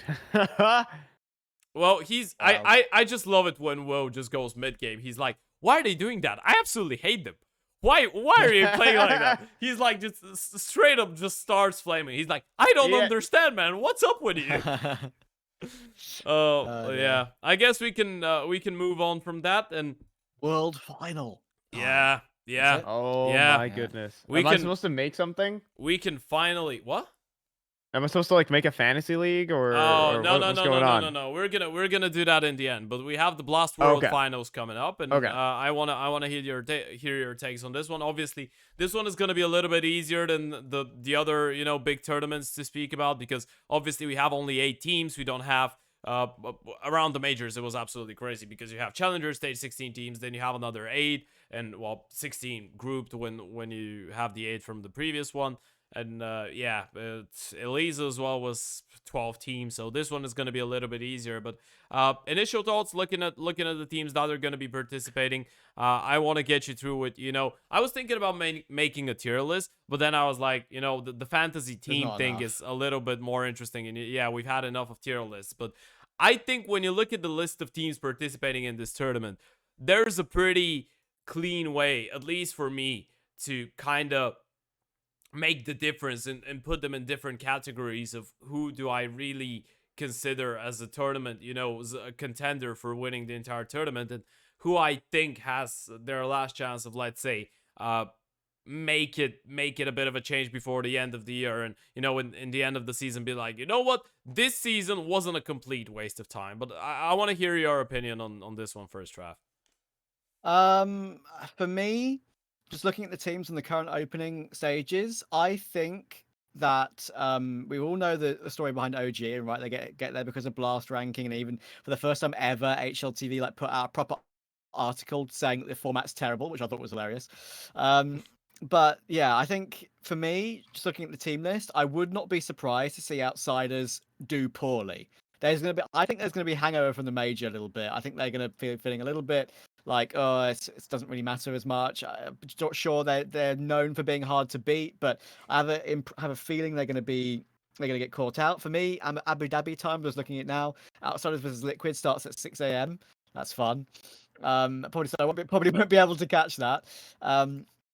I think I'm not saying Liquid will beat them, but I think it'll be pretty close. FaZe G2 for me is a literal coin flip because I would say edging toward FaZe, but G2 can just pop off at any point, even though they've had a poor year. As for Heroic OG, I'll pick Heroic, and I think Heroic could make the final again. Navi Vitality, again, huge coin flip because Navi historically start slowly at big events, and Vitality could punish them for that. I personally think we could have I want to see G2 in a big final again, but that's just a bit of copium, I think. I think it could be FaZe versus Heroic again, but this time FaZe win instead, for me. Mm-hmm. I want to, okay, if we're going to take some predictions. Yeah. Hot take, outsiders are going to fluke the hell out of this tournament. They're gonna pick Anubis. Yeah, my fluky senses are tingling, my friend. They are. I think these are. They're gonna fluke. Is my take for this event. Finalists. To bring up some storylines going into this event, G2 have to at least make the finals this event if they're not just gonna. Do you think they can? Again. Do you realistically think that G2 can make the finals? They beat FaZe, yes. No. No. Yeah. Not enough. Yeah, because for me it's like even though I didn't want to do a tier list, for me it's like I feel like FaZe Clan is actually the clearest favorite to win that tournament out of all of the teams, right? I mean, for me, I have outsiders as a team that I hold to a really high account, but again, history has shown that major champions rarely win their next tier 1 event post the major, right? It's a really tough thing to do, especially when it's the end of the season already. You're really tired, and as hardworking as they might be, at some point there's some teams that in this tournament just have something more to fight for than you, right? For you, it doesn't really matter. Like, outsiders can bomb out dead last in their group and no one's gonna give a fuck about it because they won a major, and it's still gonna be a successful ass season for them with Norbert and Fame playing their first major and winning it, right? It's still gonna be all right. But then you have like you have a team like G2, as you said, that I agree, for them it's going to be a massive disappointment if they don't make, well, maybe a final for me would be a little bit too much, but I'd say semis or at least quarters if they don't make it out of the group. But oh no, there's actually only one team. Okay, so if they don't make semis, I'm going to put it that way, if they don't win at least one BO3, I'd say in playoffs it's going to be a big disappointment for them, because it's been a hell of a season, as Jay put it, a cold day in hell. Yeah. I mean, looking at like G2, I think this is. I think again, if they don't do well, it's the lineup's gonna go boom. There's also, I think Heroic can do really well at this event. I think I think Navi and Vitality are paper tigers right now. Believe it or not, I don't actually have too much faith in both of those teams right at the moment. I think they're gonna be. Do you think FPL is gonna do well? Oh, I think don't call him like focused. that. His name is Nipple. Come on, we're not. Come on. I think they're going to be uber focused on next year. I think Navi especially. I think they've sort of written off this year, and they're going to go hard next year. This is why they're doing the nipple experiment, right? I love nipple experiments, but on a server at the world final, Trav, wait, Scriv, are you watching this? Scriv, please. You know what to do. Yeah. We've seen your editing skills. Oh dear. Yeah, at least this podcast is not defined by cum. But, that was a great one. What do you think of Nipple, by the way? Really? I haven't seen him play. I'm just gonna be honest. Oh, I was gonna give another jokey answer, man. Damn it, the Fi's ruined it. But yeah, honestly, I will agree that I haven't seen him play either, so I can't pass judgment. I'm afraid. I've watched one I've seen him play for like half a map. Yeah. On one of the academy leagues, and that is all, I'm afraid. So I'm sorry, I'm not really with that. But just the fact that Navi are attempting a 6-man roster again after the flamey bit attempts, right, is interesting. And I guess maybe they're looking at this as a bit of a sort of a board to look at the end of the year to say, okay, do we go into 2023 with SDY or do we go with Nipple? And of course, obviously, there are a lot of conversations as well about contracts ending on that team. Yeah. Electronics is ending, Simples is ending. Like, what Navi are we going to get to see? Is it going to be a full Ukrainian team finally? Are we going to unfortunately have to move away from the Russians due to all Simple the not unfortunate resign? politics? He hasn't yet, I believe. He hasn't yet, from what I understand. But yeah, obviously, there's a lot of people talking about just the fact that are they going to move away from the Russians because of the unfortunate life situations that we're currently in. It would be a huge shame because Electronic and Perfecto at this point are Navi legends, especially Electronic. So if they were to say goodbye, I think that would just be genuinely sad. Yeah. But yeah, I think I honestly have a slight little inkling and prediction that Navi, even if it's not immediately in 2023, we're going to see a very different Navi roster next year. Yeah. With Simple, I still think, but more different than people are expecting for me. Well, that's actually an interesting thing, you know. I haven't really thought about it. I think that from my perspective, I see Simple, Electronic, Perfecto, and Bit as just people that are not going to be moved out. And I guess I could be proven wrong, but in my eyes, Perfecto is just the top 3 support player in the world, so I really don't want to see him go. In terms of Nipple, I've had the chance to watch an abundance of games in the last 2 seasons of the We Play Academy League, and from the moment I saw him, it was season 5, the first one that I did, I was thinking, geez, this guy's good. And then I see how young he was. I'm actually a big fan. You know, I'm a big fan. I've spoken to the guy a couple times. Obviously, he's really young. I can still say that he's really... Okay, we're getting some information in chat that Simple extended his Navi contract till 2025. Yeah, that's what I thought. Yeah. There was something like that. I didn't find I also don't remember seeing a HLTV. Yeah, release. I think that was a long time even... ago, actually. I think that was a couple months ago. It was like earlier this year, maybe like in like September. Yeah, maybe August. That's why we don't remember it, because it was a couple months ago. Yeah, I remember seeing it on Twitter. Yeah, I'm not sure if HLTV. Yeah, I don't think HLTV ever posted anything about it, but I did see it on Twitter. Yeah. Okay. So, going back to, you know, I think Simple is not even a question mark. Like if Simple goes away, then Navi is fucked. But for Nipple, I really think that he could be the next big thing in the scene. I'm not sure if it's gonna work out with Navi. Why not? I mean, he's not an Ulper, and notoriously you're kind of screwed only if you're an Ulper. Like Modesty, like Hetrick, all of those guys. Unfortunately, you can't really replace Simple on the main team. But I really believe that Nipple has the potential to be one of the really good entries that we've had go out of the CAS region. I'm not sure if he's gonna do that work on Navi. Obviously, there's a lot of time. Yeah, obviously there's a lot of people that, you know, can take the responsibility and have been entries at some points in their career in that Navi lineup. So I'm not sure if he's gonna be the one to, you know, get that responsibility. If he does, I'm gonna be happy, because I think that even if he does bad, or he doesn't do as great in terms of stats and success rate, that's going to be some great experience for him. But yeah, I really am optimistic for him. I think that Navi can do well. Do I think that they can win the tournament? I'd say that there's other teams that are in better position. I don't really have the vibe of, you know, Navi winning this tournament in the end, especially because of the frustration we've seen from Simple. You know, only if you judge by his character and, you know, his gestures, the way that he is during games. This is the thing that he wasn't frustrated whatsoever last year when they were playing. This year, though, the last couple months especially, he's been getting in arguments with his teammates, and even the interviews he's been given, he's been a little bit more, you know, sassy with his language. So I guess that says enough about, you know, right now the atmosphere maybe in Navi might not be the best. But I still think they can do well. I heard a rumor that, I think it was Bondic or something, said something that was posted on Reddit saying that Simple was actually one of the biggest voices in the team advocating for SDY to stay. And like, he may abuse his teammates, but realistically, that's just in-game attitude. You know, it is his in-game he does attitude love is kind SDY, of right? Hilarious. He's playing a lot with him on streams and facets and whatnot. So it's not like he doesn't want to spend time with the guy. He actually likes it. Yeah, for sure. For sure.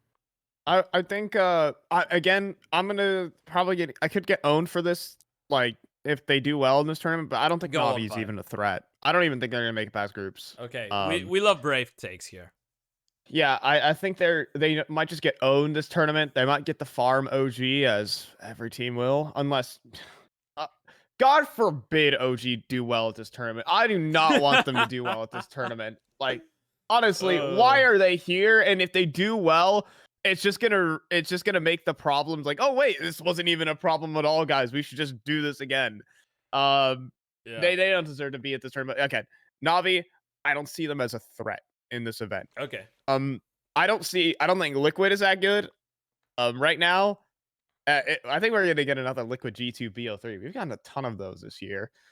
Yeah. And but I think the biggest storyline is Navi. I don't see them as much of a threat. They're just experimenting, and it's G2 do well or go bye-bye.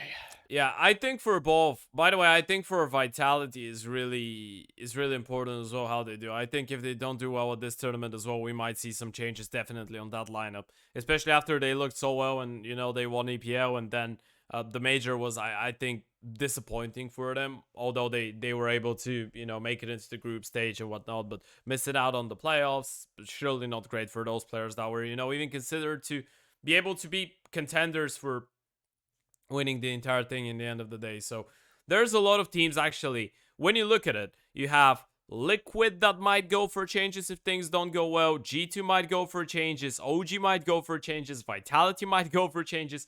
Navi will probably change something. And then the only three teams that could be clear of changes, and we say that with obviously knowing that k0nfig is going to be playing instead of Stown, but that's not because he's going to be replacing him on the team, but because Stown needs some time off.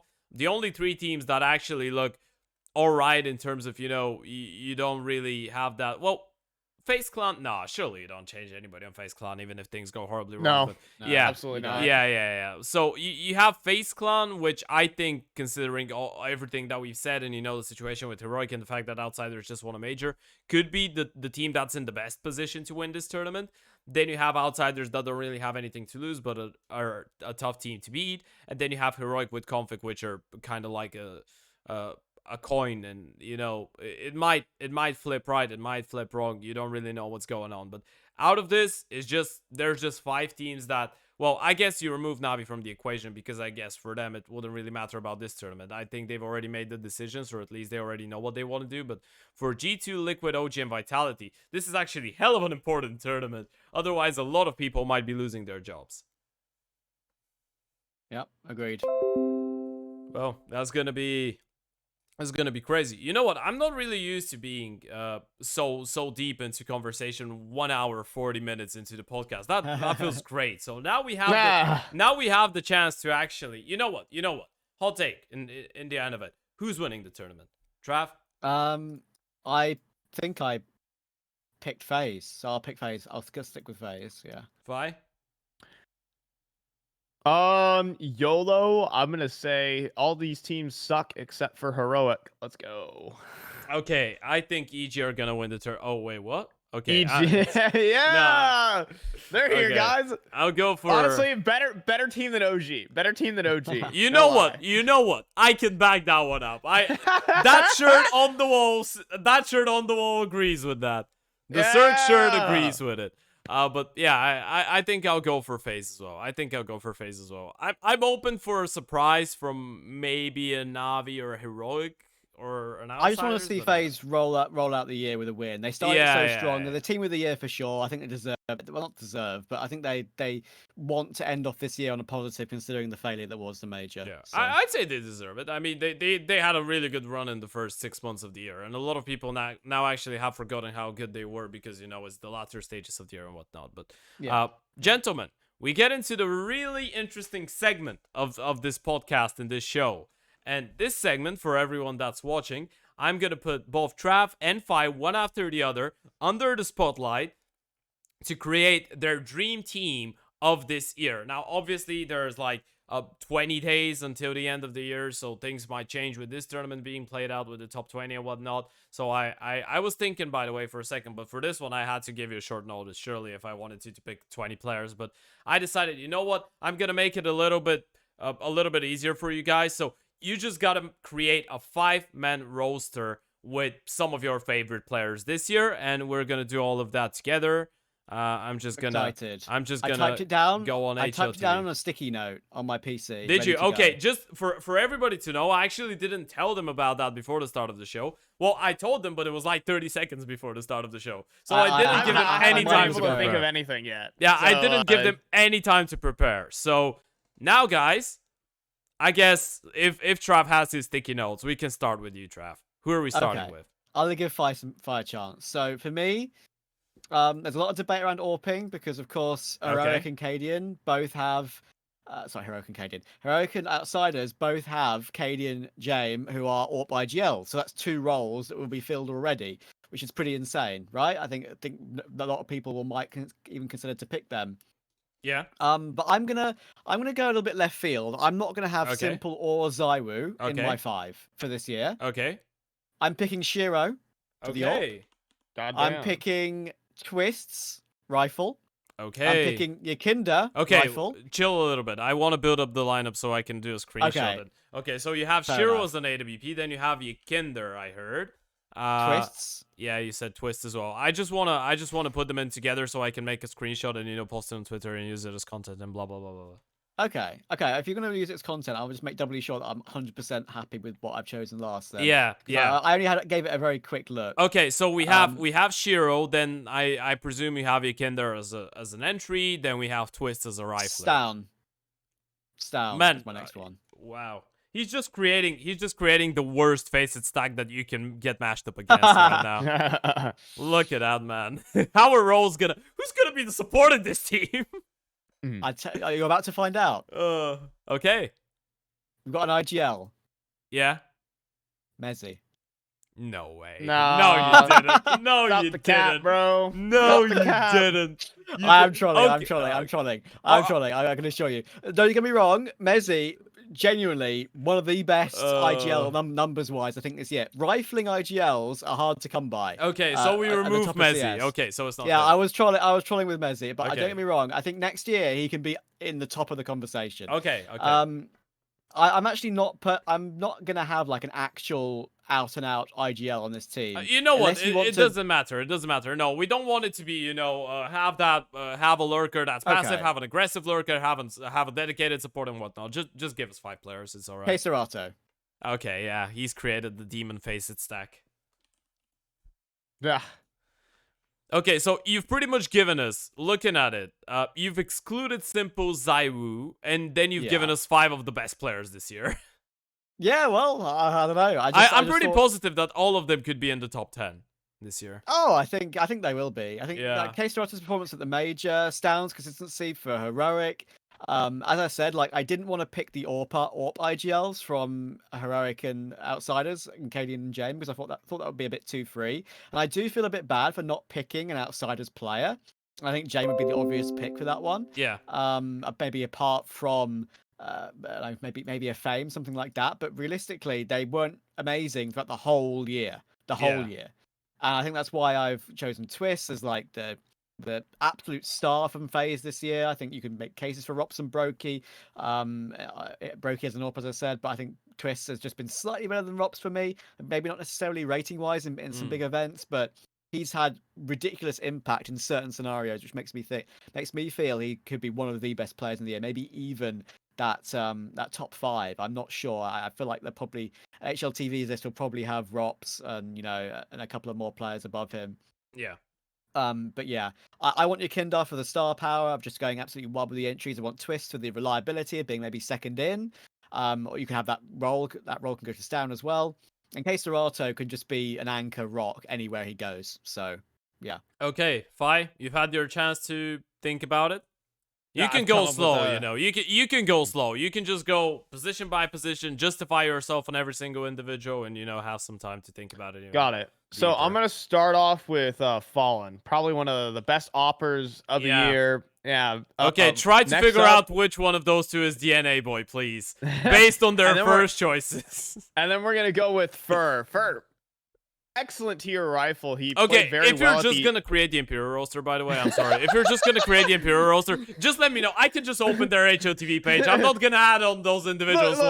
Nothing in particular, but I think Cello, he's an excellent Yeah, player. yeah, Actually, yeah. he kind of was a good player. And this you year, know but, what, Vinny, I've been a big fan of him since the Fury days. I think he's got he's still got it in him, and Bolts, we've seen that fire from Bolts. He can bring. Okay, anyways, let's go ahead and bring up the real one. Fallen and Fur. IGL. All right.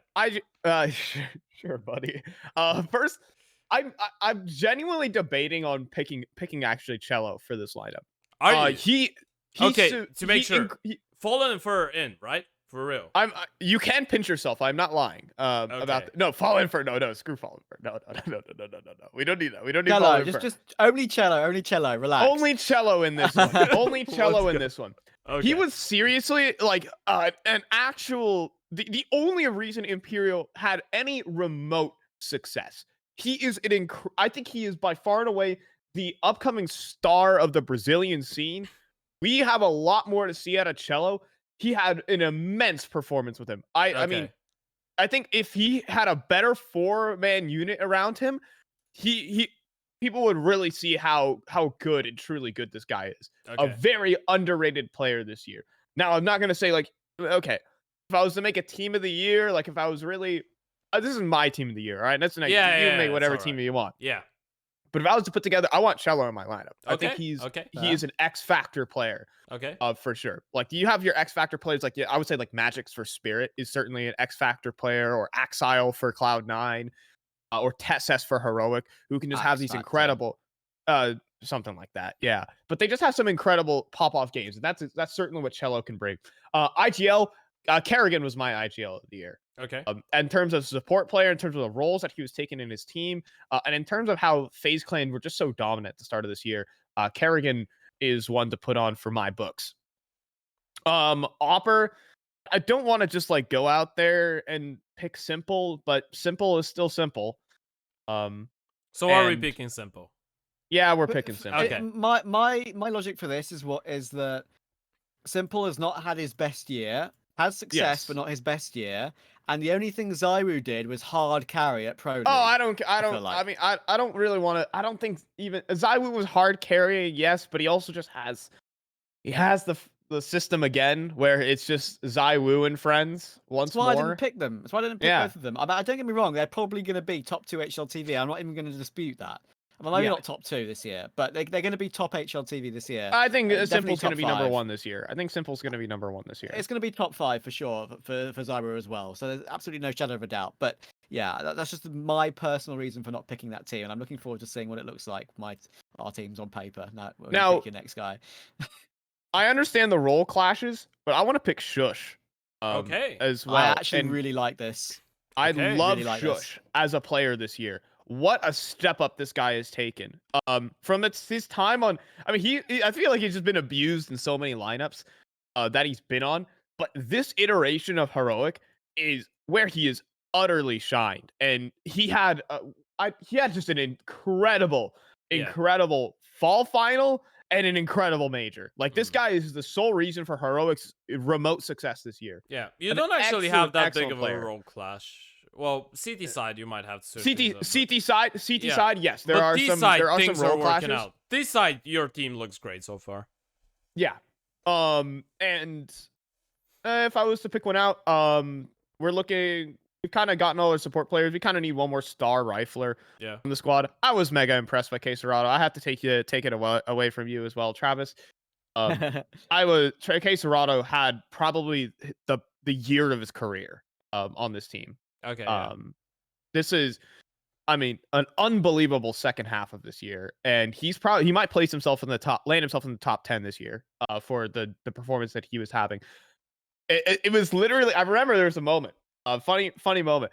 It's like Sponge said they were casting I think it was Game of Pro League, and it said it's a 3 versus 5, but there is k0nfig alive. k0nfig was alive and proceeded to kill all 4 an outside nuke on the CT side. Yeah. In a 3v5. It's just the amount of work this guy puts in is just absolutely just unreal. I am missing an entry from this team on the T side. I mean, you have Cello as entry. Never mind. Yeah, this Cello can entry. This lineup can Wait, round itself out pretty nicely. So Yeah. where are we at? Sorry. And we're- Carrigan we're- can entry as well. Okay, so we've got. That's actually, I like this. I like this. Cello, Carrigan, Simple, Shush, k0nfig. I do think I understand what you mean about the role clashes, because I think Shush and k0nfig are not exactly the same sort of player, but Mhm. they are passive in that sense. I guess that Yes. you could say. But what I really like about your Shush choice is why I was considering him. I just didn't want to have Stown and Shush. I wanted a selection of different teams. The Shush pick is really great because, as you say, his anchoring, the way he plays for his team, full stop, is one of the best team players in World CS. Yeah. Maybe even the best, one of the best this year, going by the full final performance as well. So yeah, I think that's a really good call. Yeah, Yeah. Shush is out there with right now some of the best support and anchor players out there. We spoke about Perfecto, we spoke about interz already.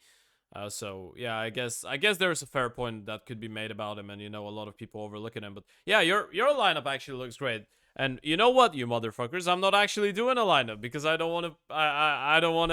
I don't want to risk it that much to Oh, come fall off. on. No, you know what? You make us stick Have our necks you- out there, but what about you, buddy? Have you screenshotted our teams? Are you going to post them for Yeah. Cloud or something? Yeah. Let's go. Wow. I want to see him. I've alright. screenshot it. You know what? I can create one later on and post it on and post it on Twitter as well. But the main idea on this is I'm just the host right now. I'm not the guy that's supposed to make a fool out of himself even more. So it's you two that are put under the spotlight. But Hell yeah. I hope that you're happy with your teams. They turned out to be quite fascinating. Considering even I though... thought of it in the space of basically, I mean, I had Mezzi as like a semi-joke to begin with, and I just dumped that. Then I went for k0nfig. I was gonna laugh a lot if you actually had picked Messi, but I was gonna respect it because I probably would have a Bulgarian on my lineup if let's say EG were doing better. Look, I than didn't even they are. cave into my national pride, and I'm from America, dude. What's going on? I don't know, man. I just Bro, thought I can put I don't think Rainwaker and Mezzi's even justify that it crazy. any day of the week. Yeah, fair enough. But honestly, I thought Mezzi, like the fact that it's not like he didn't even do anything. Like making a major playoffs with that team, with a team that he had. Oh yeah, he was it's good. like a relatively new team. Like honestly, that's why I say next year I could be picking him completely Yeah. seriously. Oh no, he's without a doubt. I'm not sure who was the last UK player to actually be that good and be that important for a team. And please don't say Smuya because he's ruined so Def. many teams. Yeah, maybe Def on Def. complexity. Maybe Def on or, complexity. Alex, even though he's And half, Alex, kind of yeah, on Alex. Vitality. But Why did I he's still- remember he's still Def before I British. remembered Alex? Oh my goodness. Man, Alex that's Alex because we're old supports school. England in the World Cup, so he's British to me, English to me. Okay. Well, I So- supported England in the World Cup as well. Yesterday I had the worst day of You my know what? life. Respect. Yeah, but that's for because of you. Rooney, because I'm an OG United fan, so I kind of Ah. I'm kind of sold on that one. Ah. Yeah, there's no way, nowhere I could go. But yeah, okay, gentlemen, thank you a lot for joining me on the Pleasure. podcast. It's been an absolute pleasure. I hope that you, of course, enjoyed it as well. And quick plugs. In the end of the day, where can people find you? What can they expect from you? Any content? Anything that you want to shout out? Trav? TravCS on Twitter. I make occasional bangers which pop off for no apparent reason. They just hit some algorithm that apparently Twitter likes. Don't ask me why. And tomorrow on my Twitch channel, TravCS, Spirit versus Sprout, ESL Challenger League, upper bracket. It's going to be a banger, possibly the best ever game I've ever had on my personal channel. And I'm going to have some great people along with me, Paladin and Jacob Halfman on production to do that one. 6 p.m. UK time, 1900 CEST. Come and see it. Yeah, and for myself, you can follow me on FiCast on Twitter. I post like one viral tweet per month, so check me out there.